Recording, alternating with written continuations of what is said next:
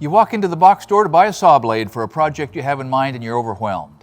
There's sizes and colors and tooth counts and combination blades and framing blades and finish blades, and the prices are wildly variable, and pretty soon, not knowing what you really need or what you're actually trying to accomplish, you throw up your hands, go home, and watch a football game.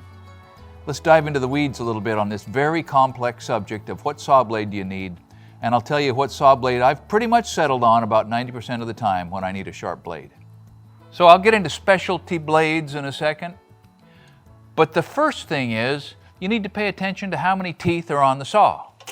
Tooth count, because the more teeth that are on the saw, the less power there is on each tooth. Can you see that? If you've got one tooth in contact with the edge of the board, you're going to get full horsepower on that tooth. If you've got two teeth, you're going to get half the horsepower. You got three teeth, 1/3, etc. So these are Irwin Marathon blades. They're a good blade. On my left, your right, this is a 24 tooth count framing blade. General purpose framing, crosscut, ripping, 24 teeth. I then, for the sake of our conversation, not that I would ever buy it or intend to use it, picked up a 40 tooth. 24, 40, that's a lot more teeth. The thought is you're going to get a somewhat smoother cut because each tooth is removing less wood, maybe less tear out, maybe less power. And on the far end of the spectrum, here's a 60 tooth. I don't think we can tell the difference between 24 teeth and 40 teeth in the cut. But I'll bet that a 60 tooth is going to make a much finer cut on a piece of maybe Baltic birch plywood or a maple or a birch face piece of plywood that you don't want to tear out. More teeth, less wood per tooth, less likelihood to tear out. So depending on your project, fewer teeth, rougher, faster work, more teeth, finer, slower work. So one of the broad general distinctions in saw blades is whether they're for ripping, cutting solid wood parallel to the grain, or cross-cutting solid wood parallel to the grain. And in the lumber production industry, where these things are flying through there at a million board feet per shift, in general, if you're ripping, it's a straight bevel. The tooth as it presents to the wood is straight and then beveled back. And if it's cross-cutting, they're alternating tips. Okay, so it tends to score the wood and remove it as it is cross-cutting. Now in your wood shop or in your skill saw or on your construction site, almost everything has some sort of an alternating tip at different angles and bevels that I'm not qualified to speak to. But from a big bad boy like this, or a really bad boy like this, see how few the tooth count is on that? How much each tooth is gagging out of there? The tips still alternate. So you can kind of set aside the square bevel, alternating bevel in the wood shop and on the job site and go back to concentrating on what in the world would a combination blade mean, and what are all the extra little cuts and details and humps behind the teeth that don't appear to be doing anything at all. Here's what some of these things mean. So here's two blades. This one's from the 70s, like 50 years ago. This one you could buy off the shelf today. They are very similar.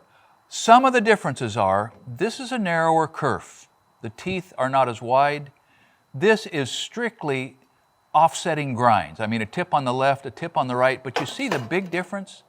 These little intermediate bumps right after each tooth, right before the next tooth is that little point. What in the world is that? This one doesn't have it. This is a much more modern innovation that works the same way the rakers or the riders work on a chainsaw. We talked about that in a couple of videos we've done. The rakers, the riders that keep the bits on the chainsaw chain from digging too deep into the wood and pulling out too much material. Same thing here. This saw cannot choke itself out into the wood because as soon as a bit removes some sawdust, it can rub on that little hump before the next bit hit, and it rubs. It makes a uniform cutting depth no matter how fast you're pushing it into the wood.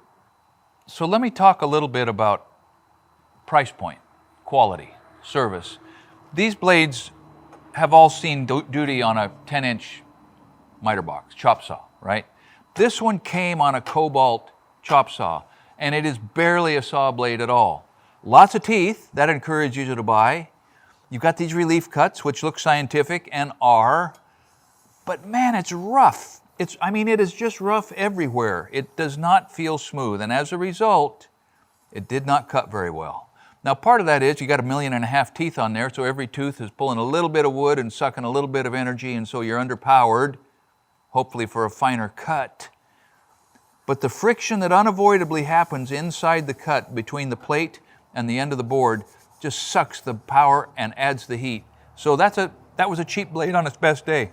So I'll tell you right now, in fact, I'm going to go ahead and spoil what I was holding till the end, but I use Diablo blades a lot. These two have been running in the same chop saw that used to run in. This is a ripping blade. This is a combination blade. Diablo, the tips all appear to be uniform, but they put a coating on there. They call it a non-stick perma-shield coating. Whatever, this has got miles on it and it is very smooth, it reduces friction. And then these little cuts, which, how do you know whether they do any good or not? It says stabilized for precise cuts. They're dealing with tensions and stresses and forces on the edge of the blade a lot. You know what? Diablo runs good. This is the same make, maybe a little heavier kerf. No, same kerf. This is advertised as a combination blade. This is advertised as a ripping blade.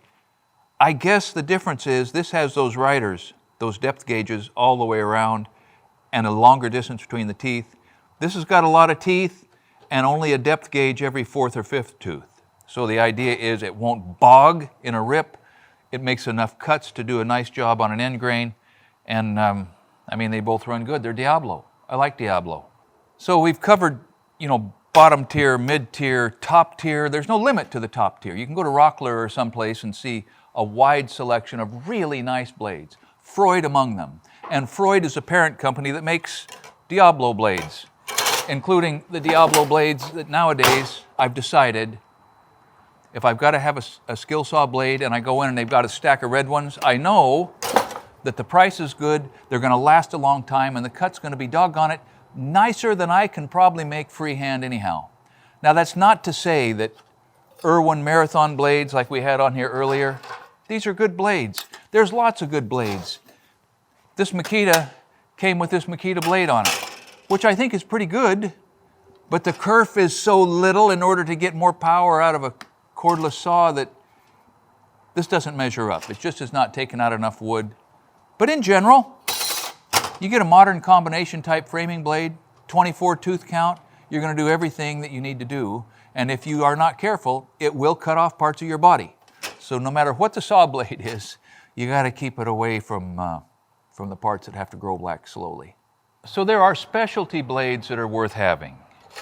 You can put a diamond saw in your skill saw for cutting blocks, bricks, or tile, cementitious material. You can put a carborundum cutoff wheel in there for cutting steel, rebar. There's lots of times when it would be nice to be able to cut a piece of steel with your skill saw. I went to where these are the jigs for hanging hardy panel, beveled siding, lap siding. I thought for sure I had a hardy panel blade. They're just like these, only they've got about 4 teeth, 1, 2, 3, 4, and they cut hardy panel pretty well. If you're cutting melamine or a lot of sheet goods, there are fine cut, high tooth count that have a particular kind of a 3-way grind on the teeth that reduces tear out. I don't think this has that. I think this is just a regular combination blade grind, alternating. Yeah. So if you look around, you talk to somebody who knows, you get online, there may be a specialty blade for your project that would just take some of the pain out of what you got to do. So a couple more tips. If you don't have a plywood or a melamine blade with whatever tricky triple grind they have on there and the high tooth count, tape the edges of your material. Maybe cut right down through the middle of the tape. If you're cutting off the bottom of a door, tape the side of the mark that's got to stay. Masking tape is good. In fact, be careful because duct tape will peel the finish off your door, so don't do that. Just put masking tape on there and either cut at the edge of the tape or into the tape, reduces tear out. If you've got to cut corrugated roofing, you can use a worn out framing blade. It'll knock off a little bit of carbide, protect your eyes, feed slow, protect your ears, you can cut it. We used to turn a plywood blade around backwards and scream our way through corrugated, and it would do it, but it would get hot and wobble. Now on the other hand, if you've got to cut a fiberglass roof panel or a Lexan roof panel or maybe a translucent sheet that diffuses light in a drop ceiling, man, a blade like this, even a 40 or a 60 count tooth blade is going to be grabby and it'll chip the edge. Turn the blades around. I don't care what kind of blade you put in to cut a piece of fiberglass or Lexan or those clear or opaque plastic panels. Turn your blade around and it won't jerk out chunks. It'll kind of wear chunks off. So my name is Scott Allen Wadsworth, SAW. I was doomed, right? I had to be a carpenter. And I have loved my life as a carpenter. We've done a lot of videos on carpentry. I also do blacksmithing and logging and sawmilling. When I was a kid, I built a sawmill. It used a much bigger blade than this one. This is a buzzsaw blade. We'll talk about that in a second. But the point is, we've got a lot of things here. And a lot of them center on skill saws and skill saw safety. It's important. Safety generally. We have the Essential Craftsman Academy where we get together twice a month and have real-time Zoom meeting conversations about saw blades and blacksmithing and the things we're building and the problems we have and the concrete we've got to pour and the fabrication things and it's fun. You might enjoy it. So I've got a lot of saw blades around here. I built a sawmill when I was a kid. I get to run that. I still get to run that from time to time.